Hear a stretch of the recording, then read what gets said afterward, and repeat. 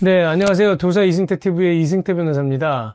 이번에 좀 설명드릴 것도 지금 임대차 관련된 건데요. 여러분들 그 공인중개사가 어디까지 설명해 줘야 되느냐. 예전에 뭐 비슷한 제가 컨텐츠를 한 것도 있는데 공인중개사의 설명 의무가 어디까지냐. 그러니까 한마디로 공인중개사가 집값이 얼마다, 이게 시세가 얼마입니다라고까지 설명해 줄 의무가 있느냐. 이게 왜 문제가 되냐면요.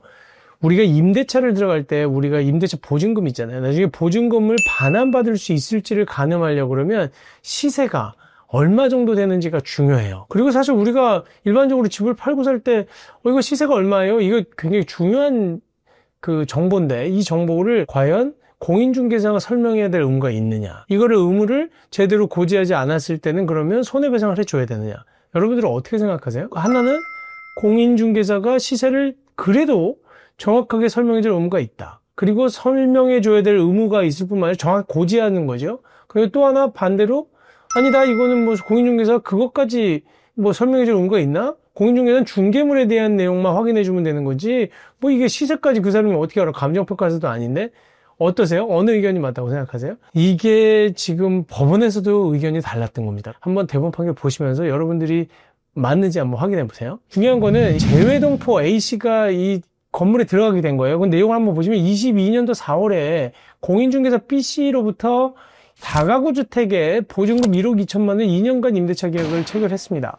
근데 여기에 들어갈 때 선순위에 뭐가 있었냐 하면 근저당이 두 개가 그게 무려 7억짜리 근저당이 있었고요. 보증금이 1억 2천만 원에 들어갔는데 여기가 좀 중요한 게 다가구 주택이에요.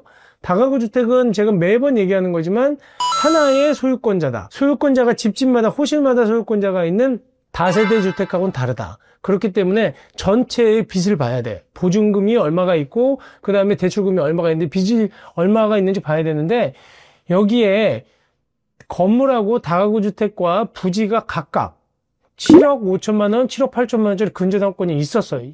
그러면 벌써 두 개 합쳐서 14억 정도, 15억 정도는 빚이 있는 거예요. 불법으로 옥탑방과 지하방이 만들어져 있었고 19개의 원룸인데 이 원룸에 대해서 여러 사람들이 먼저 전입되어 있는 사람들이 있었다. 그래서 이 사람들의 보증금은 다 11억 9천이다. 들어갈 당시에 이 사람 보증금 1억 2천인데 지금 먼저 있었던 부채가 뭐냐면 건물하고 땅 합쳐서 15억이 있었고 또 11억이 보증금이 있어요. 그런데 이게 이 사람이 얼마라고 공인중개사가 얘기를 했냐면 이 건물이 한 시가가 40억? 선순위 보증금 12억이라고 기재를 하면서 그렇게 설명을 한 거예요. 공인중개사가. 우리가 깡통전세라고 하는 게 얼마라고 그랬습니까? 시세에서 돌려줘야 될 보증금과 대출금을 포함한 금액이 70%에 육박하면 깡통전세. 이건 나중에 보증금을 반환 못 받을 가능성도 있는 거예요. 근데 여기는 벌써 15억하고 11억, 12억이 있었으니까 27억이 되잖아요. 27억인데 그럼 시세가 얼마가 돼야 돼? 30억은 넘어가야 되잖아요. 35억 이렇게 돼야 되는데 이 공인중개사가 40억은 돼요 라고 하니까 안전하구나 라고 해서 들어간 거예요. 이분은 확정일자 받고 전입신고 맞추고 다 했어요. 근데 문제가 되는 거는 선순위 근저당권이 있으면 전부 보증금, 임대차 보증금에 대해서 확정일자 받고 전입신고에도 다 경매가 진행되면 말소가 됩니다.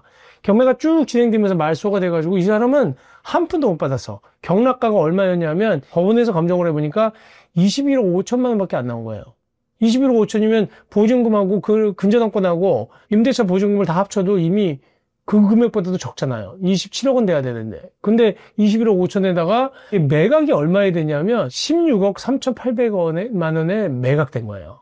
감정가보다도 5억이 떨어져서. 그러니까 20%가 넘죠. 30%가량이 떨어져서 경락이 된 거예요. 새 집주인은 16억에 샀으니까 그분은 그 권리관계만 정리하면 되니까 어떻게 보면 돈 버신 걸 수도 있죠. 근데 그만큼 그러면 한편으로는 돈 번 사람 입장에 즐겁겠지만 나머지 다 피해자라는 거예요.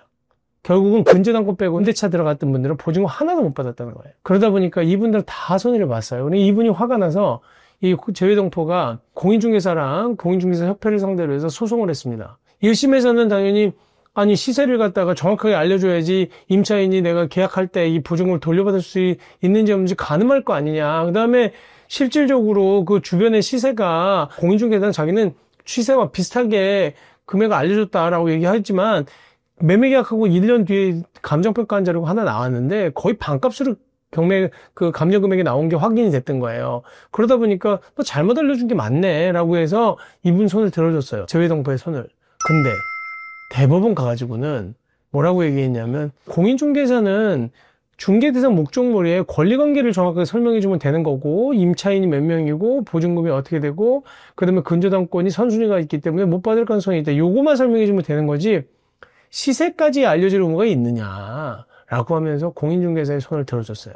원고 입장에서는 보증금 1억 2천만 원 한국에 들어와서 살다가 그거 다 날렸죠. 거기다 변호사 보수 들었죠. 몇 년 재판했죠. 정말로 임차인의 서름을 그대로 다 느끼신 거죠. 그리고 이분뿐만 아니라 같이 거기 살고 있던 17명들의 임차인들도 다 돈을 못 받았다는 거예요, 거의. 그러니까 최우선 면제권으로 일부 변제받은 사람이 있었는지 모르겠는데 대부분 손해를 봤다는 게 임대차 보증금하고 관련된 법률의 큰 문제죠. 그래서 시세를 갖다가 정확하게 아는 거는 결국은 우리 책임이다. 원고들, 그러니까 임차인들의 책임, 집을 빌리려고 한 사람의 책임이기 때문에 좀 불안하면 안 들어가는 게 맞는 거예요. 그리고 차라리 월세로 가 있는 게 낫겠지. 그리고 보증금에 대한 집값의 액수가 집값이 막 떨어지기도 하고 올라가기도 하잖아요. 그러니까 정확하게 알 수 없지만 보수적으로 안전하게 금액을 평가해야 되고 공인중개사 말만 믿어도 안 된다는 거예요. 공인중개사가 설명 의무가 없기 때문에 설령 금액 차이가 잘못 몇십억씩 차이가 나게 알려줬다고 하더라도 결국은